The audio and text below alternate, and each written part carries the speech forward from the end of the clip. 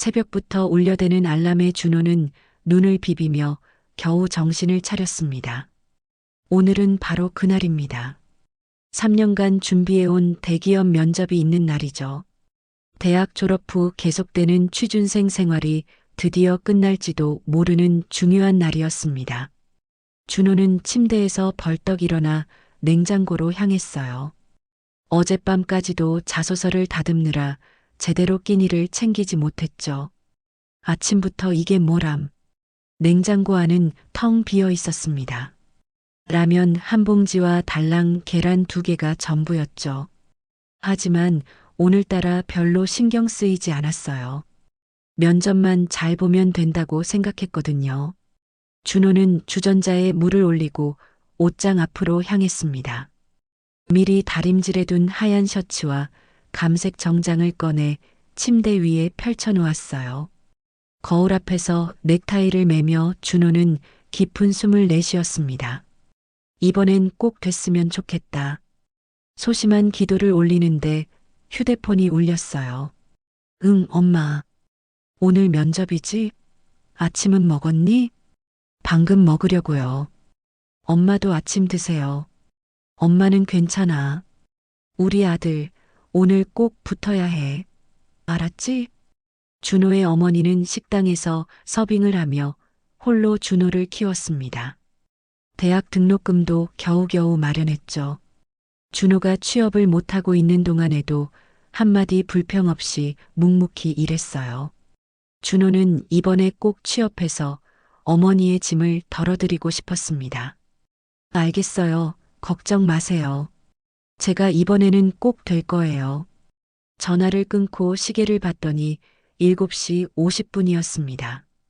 면접은 9시에 시작이었어요. 여유롭게 준비하려 했는데 갑자기 라면을 끓이던 물이 끓어넘쳐 허둥지둥 불을 껐죠. 라면을 후루룩 먹고 이를 닦은 뒤 준호는 서류 가방을 들고 집을 나섰습니다. 택시를 타고 가려 했지만 출근 시간이라 그런지 빈 택시가 보이지 않았어요. 결국 버스를 타기로 결정했습니다. 버스 정류장으로 향하는 길, 준호의 마음은 점점 무거워졌어요. 취직 준비를 하며 서류를 100번도 넘게 넣었지만 면접까지 가는 경우는 손에 꼽을 정도였거든요. 그 중에서도 이번 회사는 준호가 정말 가고 싶었던 회사였습니다. 버스 정류장에 도착해 보니 이미 사람들로 가득 차 있었어요. 시간은 8시 15분, 버스는 오지 않고 초조함이 밀려왔죠. 더 이상 기다릴 여유가 없어 보였습니다. 준호는 지하철역까지 뛰기 시작했어요. 아, 왜 하필 오늘. 숨을 헐떡이며 지하철에 올라탔습니다. 시간은 8시 30분, 면접장까지는 아직 멀었죠. 혹시 늦을까봐 준호의 손은 땀으로 축축해졌습니다. 면접 준비물과 자기소개서를 다시 한번 확인하며 마음을 진정시키려 했어요. 다음 역은 강남역입니다.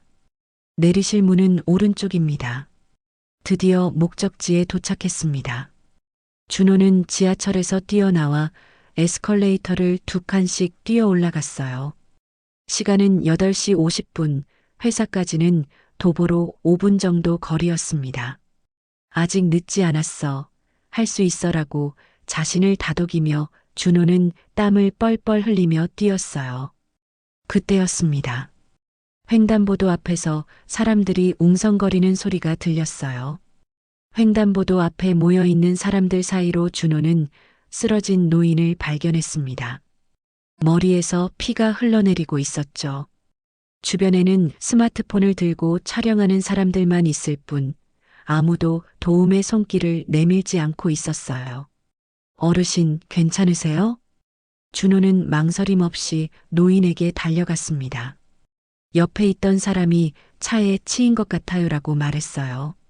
노인의 의식은 있었지만 머리에서 피가 계속 흘러내리고 있었습니다. 준호는 곧바로 자신의 하얀 셔츠를 벗어 노인의 상처 부위를 압박했어요. 누가 119 좀 불러주세요. 주변 사람들은 여전히 구경만 하고 있었습니다. 준호는 한 손으로는 노인의 상처를 누르고 다른 한 손으로는 휴대폰을 꺼내 직접 신고했죠. 시간은 8시 55분, 면접 시간은 점점 다가오고 있었지만 준호의 머릿속에는 오직 노인의 상태만이 걱정되었어요. 어르신, 조금만 참으세요. 곧 구급차가 올 겁니다. 노인은 힘겹게 눈을 뜨며 준호를 바라보았습니다. 고, 맘네. 노인의 떨리는 목소리에 준호는 더욱 간절히 구급차가 빨리 오기를 바랐어요. 어디 가시던 중이셨어요? 회사. 가는 길이었네. 준호는 노인과 대화를 이어가며 의식을 유지시키려 했습니다. 전문적인 응급처치 방법은 몰랐지만 노인이 의식을 잃지 않도록 계속 말을 걸었어요. 저도 면접 보러 가는 중이었어요. 어르신은 어떤 회사에 다니세요? 노인은 대답하지 못했습니다. 얼굴이 점점 창백해져 갔어요. 준호는 더욱 초조해졌습니다. 시간은 9시, 이미 면접 시간이 시작됐지만 준호는 그 자리를 떠날 수 없었어요. 마침내 구급차 사이렌 소리가 들려왔습니다. 준호는 안도의 한숨을 내쉬었어요. 응급구조대원들이 신속하게 노인을 들것에 눕혔고 준호는 자신의 연락처를 적어 구조대원에게 건넸습니다. 혹시 어르신 상태가 궁금해서요. 나중에 연락 좀 주시겠어요? 구조대원은 고개를 끄덕이며 준호의 메모를 받았어요. 구급차가 떠나고 난 뒤 준호는 자신의 상황을 돌아보았습니다. 셔츠는 피로 얼룩져 있었고 시간은 이미 9시 15분이었죠. 면접은 9시 정각부터 시작해서 지각자는 참여할 수 없다는 안내를 받았던 게 생각났어요. 이런. 준호는 한숨을 쉬었지만 후회는 없었습니다. 그 상황에서 다시 선택할 수 있다면 똑같이 행동했을 거예요. 준호는 피가 묻은 셔츠를 정장 안에 넣고 단추를 채웠습니다. 혹시나 하는 마음에 면접장으로 향했어요. 정장 안쪽은 끈적거리고 불편했지만 겉으로는 그럭저럭 괜찮아 보였습니다. 하지만 셔츠 단추 사이로 피가 묻은 흔적이 약간 보였죠. 준호는 빠른 걸음으로 면접장이 있는 빌딩으로 향했어요. 면접이 끝나지 않았을지도 몰라. 혹시라도. 호기심 반, 희망 반으로 준호는 발걸음을 재촉했습니다. 가슴 한편에서는 괜한 짓을 했나라는 생각도 스쳤지만 다른 한편으로는 사람의 생명이 우선이라는 확신이 들었어요. 그렇게 준호는 면접장으로 향했습니다. 준호가 면접장 입구에 도착했을 때는 이미 9시 30분이었습니다. 접수 데스크에 앉아 있는 직원에게 다가가 상황을 설명했어요. 죄송합니다만 이준호라고 하는데요. 오늘 면접 지원자입니다. 좀 늦었는데. 직원은 준호를 위아래로 훑어보더니 딱딱한 목소리로 대답했습니다. 면접은 정각에 시작했고 지각자는 참여할 수 없다는 안내를 드렸을 텐데요. 죄송하지만 이미 접수가 마감되었습니다. 준호는 간절한 목소리로 설명을 이어갔어요. 제가 오는 길에 교통사고를 당한 노인분을 도와드리느라 늦었습니다. 정말 어쩔 수 없는 상황이었어요. 직원은 준호의 정장 안쪽으로 비치는 피 묻은 셔츠를 발견하곤 놀란 표정을 지었습니다. 그렇군요. 하지만 규정상 어쩔 수 없습니다. 다음 기회에 지원해 주시길 바랍니다. 준호의 어깨가 축 처졌어요. 3년간 준비해온 면접이 이렇게 허무하게 끝나다니 머릿속이 하얘졌습니다. 그렇지만 이상하게도 후회는 들지 않았어요. 그 상황에서 노인을 그냥 지나칠 수는 없었으니까요. 네, 알겠습니다. 감사합니다. 준호는 허탈한 마음으로 빌딩을 나섰습니다. 밖은 화창한 봄 날씨였지만 마음은 무거웠어요. 버스 정류장 벤치에 앉아 하늘을 올려다보았습니다. 이제 어떻게 해야 하지? 지갑을 열어 가족 사진을 꺼내보았어요. 어머니와 함께 찍은 사진이었습니다. 어머니는 항상 우리 아들은 착한 일만 하면 복이 온다고 말씀하셨죠. 그 말을 떠올리며 준호는 쓴웃음을 지었어요. 그래도 사람부터 도왔잖아. 잘한 거야. 한숨을 내쉬며 눈물이 흘러내렸습니다. 취업을 위해 밤낮으로 공부하고 한 번의 기회를 위해 모든 것을 걸었는데 이렇게 끝나버렸어요. 집으로 돌아가는 버스 안에서 준호는 창밖을 멍하니 바라보았습니다. 집에 도착해 문을 열자마자 넋이 나간 듯 침대에 쓰러졌어요. 휴대폰은 꺼놓았습니다. 누구와도 말하고 싶지 않았거든요.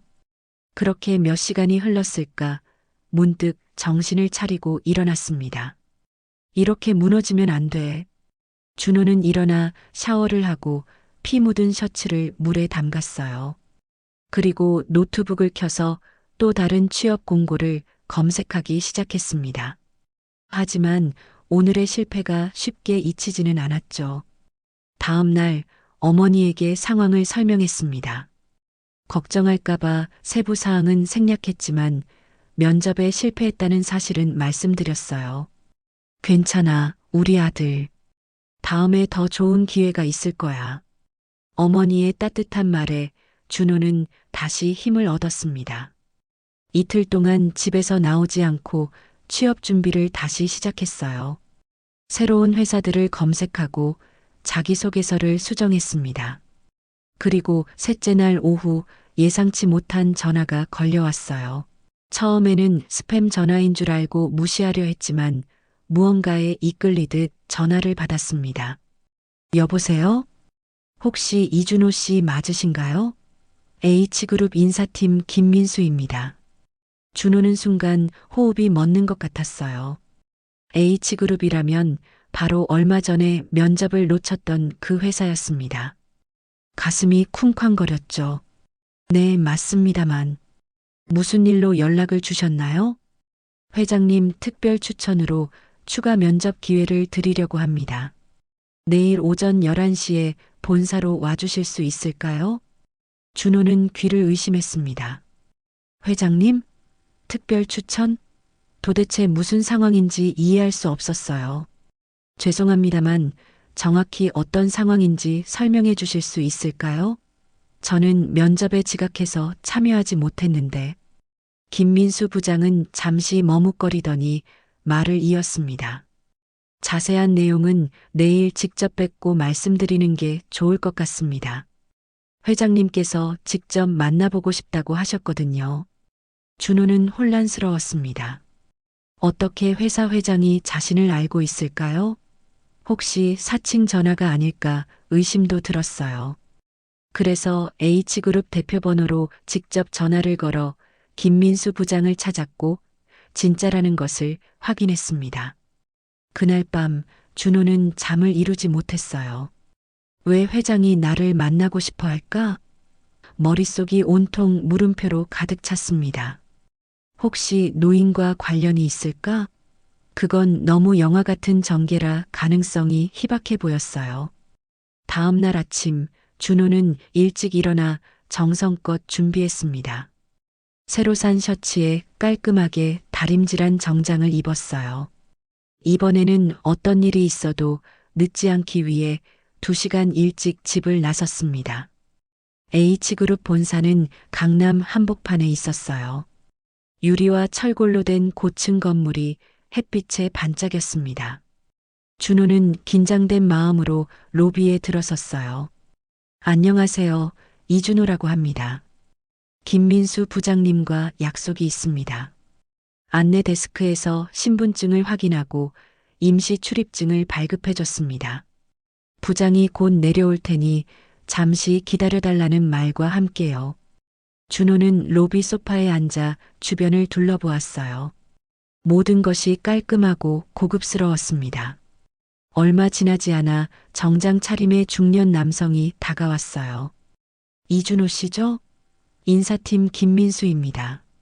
잘 오셨습니다. 준호는 급히 일어나 인사했습니다. 안녕하세요, 이준호입니다. 기회를 주셔서 감사합니다. 김민수 부장은 준호를 안내하며 이야기했어요. 준호 씨, 오늘은 일반적인 면접과는 조금 다릅니다. 곧 이해하실 거예요. 준호는 의아했지만 말없이 따라갔습니다. 엘리베이터를 타고 50층으로 올라갔어요. 문이 열리자 넓은 복도가 나타났고 복도 끝에는 CEO 명판이 붙은 큰 문이 보였습니다. 여기가 회장실인가요? 김민수 부장은 고개를 끄덕였어요. 네, 회장님께서 직접 만나보자고 하셨습니다. 준호의 심장은 더욱 빠르게 뛰기 시작했습니다. 대기업 회장을 직접 만난다니 상상도 해본 적 없는 일이었어요. 문 앞에 다다르자 김민수 부장이 노크를 했습니다. 들어오세요. 나지막한 목소리가 들렸고 김민수 부장이 문을 열었어요. 준호는 떨리는 다리를 이끌고 안으로 들어갔습니다. 넓은 회장실 안에는 커다란 책상과 그 뒤에 앉아 있는 노인이 있었죠. 준호는 그 얼굴을 보는 순간 숨이 멎는 것 같았습니다. 이분이 바로 며칠 전 준호가 도와드렸던 그 노인이었어요. 노인은 준호를 보자 환한 미소를 지었습니다. 자네가 이준호 군이군. 앉게 앉아. 준호는 어리둥절한 채로 노인 앞 의자에 앉았습니다. 김민수 부장은 조용히 회장실을 나갔어요. 놀랐겠지? 내가 바로 한기석이네. H그룹 회장이야. 준호는 말을 잇지 못했습니다. 자신이 도와드린 노인이 바로 지원한 회사의 회장이라니 너무나 비현실적이었어요. 면접장 앞에 도착한 준호는 놀랍게도 일반적인 면접장이 아닌 이사회장실로 안내받았습니다. 그곳에 들어서자마자 준호의 눈이 커졌어요. 넓은 테이블 뒤편에 앉아 있는 노인, 그는 바로 며칠 전 준호가 도와주었던 그 할아버지였습니다. 이분이 회장 한기석은 준호를 보자마자 환하게 웃었어요. 이 친구야. 내 생명을 구한 고마운 청년이지. 준호는 혼란스러움에 말을 잇지 못했습니다. 회장은 주변에 앉아있던 임원들에게 설명했어요. 여러분, 이 청년이 바로 내가 이야기했던 그 청년입니다. 며칠 전 내가 회사로 가던 중 교통사고를 당했을 때 아무도 돕지 않았지만 이 청년은 자신의 면접 시간을 희생해가며 나를 도왔죠. 임원들은 감탄하며 준호를 바라보았습니다. 한 임원이 물었어요. 그럼 이분이 면접에 늦은 이유가? 회장이 고개를 끄덕였습니다. 그렇습니다. 저를 돕느라 면접에 늦었던 겁니다.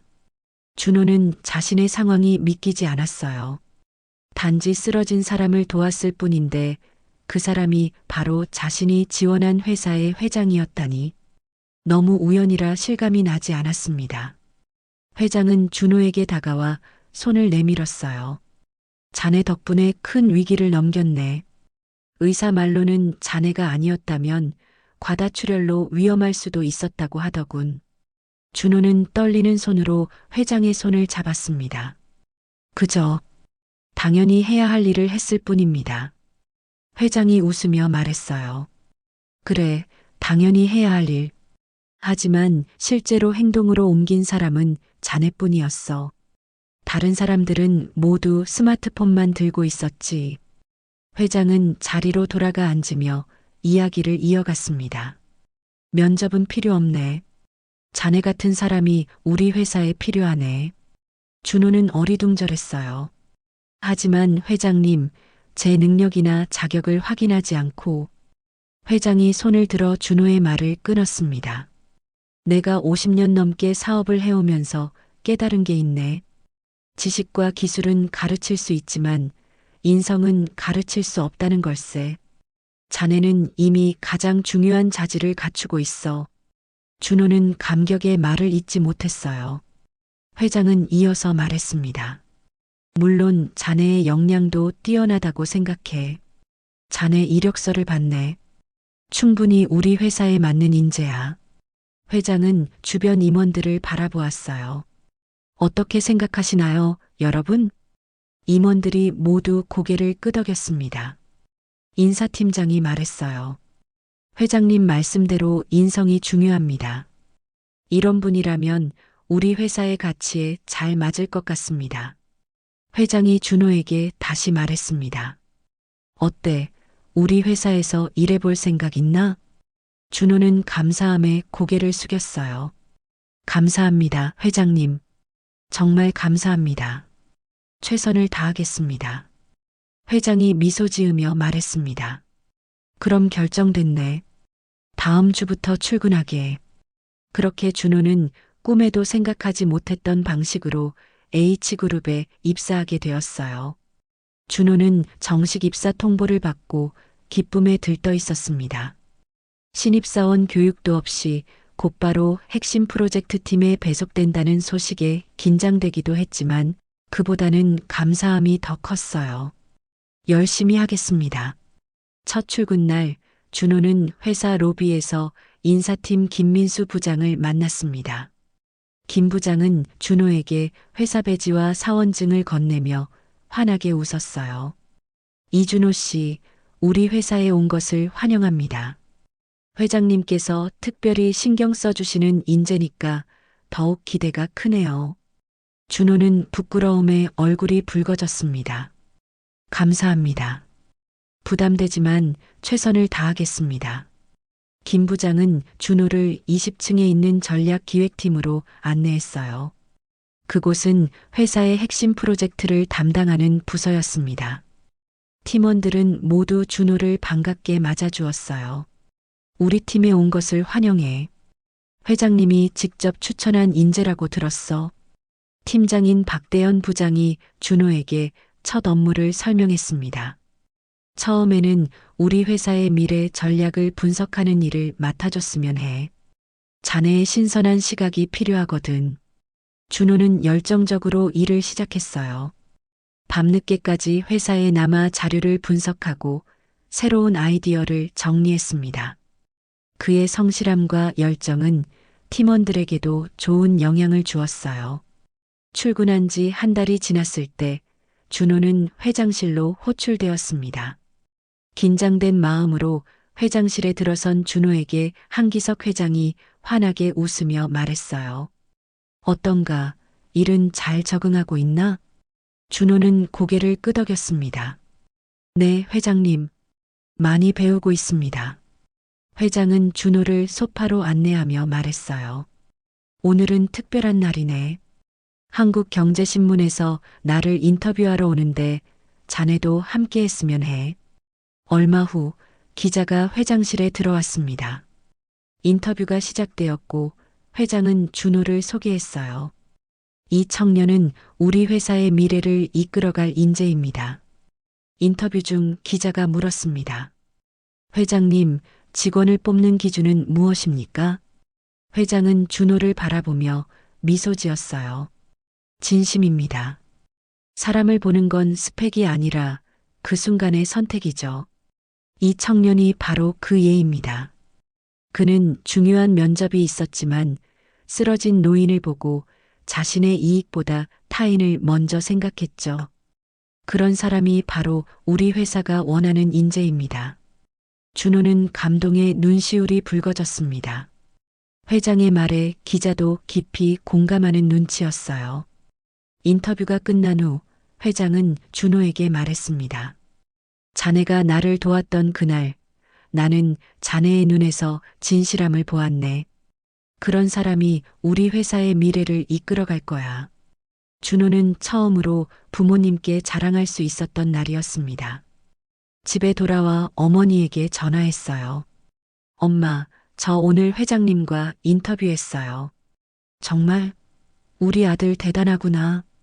어머니의 자랑스러운 목소리에 준호는 행복했습니다. 그의 새로운 시작은 이제 막 펼쳐지기 시작했어요. 3년이 지났습니다. 준호는 H그룹의 핵심 인재로 성장해 한기석 회장의 오른팔이 되었어요. 그의 열정과 성실함, 그리고 무엇보다 타인을 배려하는 마음은 회사에서도 높이 평가받았습니다.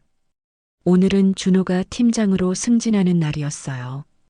회사 근처 고급 레스토랑에서 승진 축하 모임이 열렸습니다.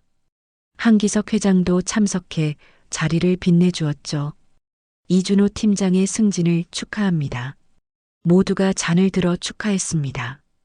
준호는 감사의 인사를 전했어요. 이 자리에 있게 해주신 모든 분들께 감사드립니다. 특히 저에게 기회를 주신 회장님께 진심으로 감사드립니다. 회장은 미소 지으며 말했습니다. 나보다는 자네 자신에게 감사해야 할 걸세. 모든 건 자네의 선택이었으니까. 모임이 끝나고 준호는 혼자 걸어서 집으로 향했어요. 그날의 교차로를 지나갈 때마다 그날의 기억이 생생하게 떠올랐습니다. 그날의 선택이 자신의 인생을 완전히 바꿔놓았다는 사실이 새삼 놀라웠어요. 늦었지만 난 그날 가장 소중한 걸 얻었지. 사람을 생각하는 마음. 준호는 이제 신입사원 멘토링 프로그램도 담당하게 되었습니다. 첫 멘토링 시간에 한 신입사원이 물었어요. 선배님, 성공의 비결이 뭔가요? 준호는 잠시 생각에 잠기다가 대답했습니다. 스펙도 중요하고 능력도 중요해요. 하지만 가장 중요한 건 인간다움이라고 생각합니다. 순간의 선택이 인생을 바꿀 수 있어요. 그는 자신의 이야기를 신입사원들에게 들려주었습니다. 면접 날 쓰러진 노인을 도와준 일, 그리고 그 노인이 알고 보니 회사 회장이었던 놀라운 우연까지. 신입사원들은 준호의 이야기에 깊은 감명을 받았어요. 선배님 같은 분이 저희의 멘토라서 정말 감사합니다. 준호는 미소 지으며 말했습니다. 여러분도 언젠가는 누군가의 혹은 후배들의 멘토가 될 거예요. 그때 꼭 기억했으면 합니다. 진정한 성공은 타인을 얼마나 배려하느냐에 달려 있다는 것을요. 회사 밖에서도 준호의 삶은 달라졌습니다. 안정된 수입으로 어머니를 모시고 새 집으로 이사했고, 어머니는 이제 식당 일을 그만두고 편안한 노후를 보내고 계셨어요. 하루는 한기석 회장이 준호에게 물었습니다. 자네는 후회하지 않나? 그날 나를 도와주지 않았다면 다른 회사에 취직했을지도 모르는데. 준호는 고개를 저었어요. 전혀 후회하지 않습니다. 그날의 선택은 제 본능이었고 그것이 저의 진짜 모습이었으니까요. 설령 회장님을 못 알아뵙고 그냥 지나쳤더라도 저는 언젠가 제 자리를 찾았을 거라고 믿습니다. 회장은 준호의 대답에 감동받은 듯 고개를 끄덕였습니다. 그래서 자네가 특별한 거야. 이제 준호는 출근길에 그날의 교차로를 지날 때마다 잠시 멈춰서서 생각합니다. 인생은 예측할 수 없는 선택의 연속이지만 진심을 다한 선택은 결코 후회로 이어지지 않는다는 것을요. 그리고 가끔은 세상이 그런 진심에 보상을 준다는 것도요. 늦었지만 난 그날 가장 소중한 걸 얻었지. 사람을 생각하는 마음. 이 말은 이제 준호의 삶의 좌우명이 되었습니다. 그리고 그는 이 교훈을 주변의 많은 사람들에게 전하고 있어요. 앞으로도 그의 인생은 계속될 것이고 그는 언제나 그날의 교차로를 기억할 것입니다. 한 사람의 작은 선택이 얼마나 큰 변화를 가져올 수 있는지, 그리고 진정한 성공이 무엇인지를 보여주는 소중한 기억으로요.